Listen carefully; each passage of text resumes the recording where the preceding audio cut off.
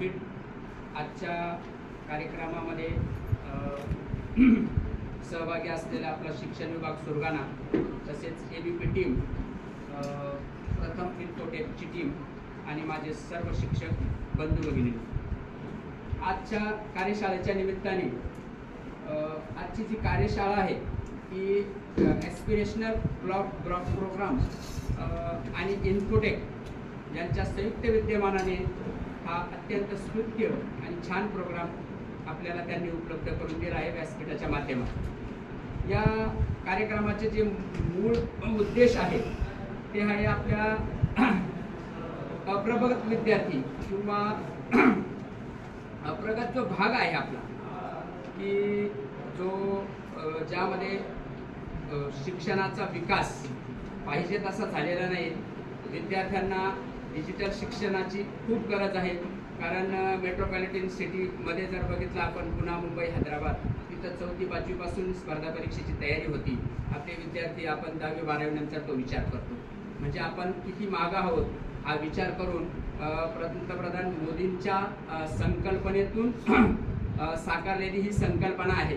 आणि त्यामुळे त्यांनी बरेच ठिकाणी 500 तालुक्यांची भारतात निवड करून, आणि त्यामध्ये आपली निवड झाली हे मी भाग्य समजतो सुरगाणा तालुक्याची.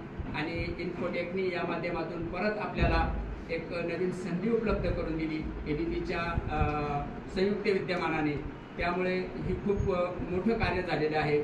आणि या माध्यमातून डिजिटल डिव्हायसेस उपलब्ध झाले अनेक ठिकाणी. आता माझ्या स्वतःच्या शाळेमध्ये 7-8 डिजिटल डिव्हायसेस उपलब्ध झालेले आहेत.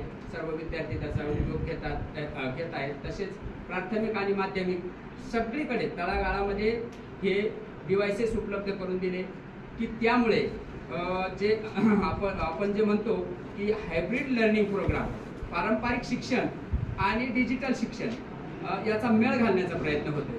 म्हणजे त्या टाइम टेबलमध्ये ॲडजस्टमेंट करून, आणि एक अत्यंत छान अशी संकल्पना आहे की विद्यार्थ्यांना शिक्षक जे शिकवतात ते परत एकदा डिजिटलच्या माध्यमातून, म्हणजे व्हिज्युअल मेमरीच्या माध्यमातून, ज्या visual memories are always strong आपण म्हणतो, की दृश्य जे संकेत असतात की ते खूप प्रभावी असतात.